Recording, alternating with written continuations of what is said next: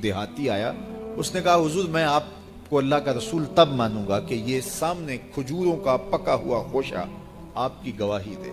फरमाया तब तू मान जाएगा? उसने कहा इनकार की गुंजाइश ही नहीं। तो हुजूर ने इशारा किया तो वो खजूर का पका हुआ खोशा टूट के हुजूर के कदमों में आ गया, उसके लबों पे कलमा जारी हो गया। अब वो टूटी हुई खजूरें जो मोजज़े से हुजूर ने तोड़ी थी उस सहाबी की झोली में डाल देते या सहाबा को बांट देते।